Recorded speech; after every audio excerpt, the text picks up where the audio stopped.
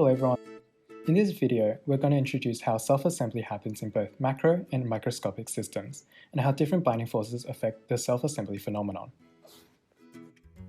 Self-assembly refers to the processes in which an organized structure is formed from a disordered system of components as a result of local interparticular interactions.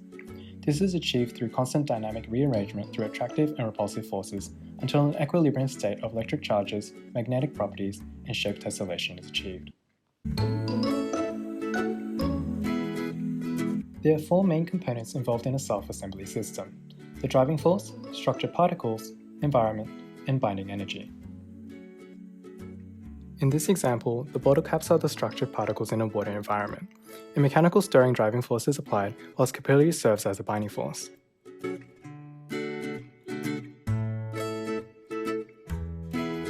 As the two neighbouring bottle caps float at the water's surface, a meniscus curvature forms around the bottle caps due to capillary effects. Thermodynamically driven, an attractive force is produced between the concave and convex menisci in order to minimize surface tension and retain liquid cohesion. This ultimately results in liquid repulsion by the solid.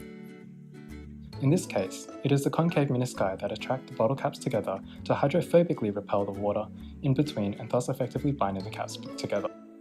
As surface tension is the driving force of capillarity, shape complementation becomes a secondary binding factor.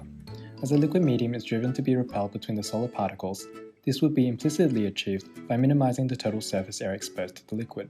As a result, the solid particles are driven to tessellate, or be as close packed as possible to maximize capillarity. In the second experiment, the presence of a magnetic field served to create temporary domain alignments within the magnetic dipoles, providing additional attractive forces between the bottle caps.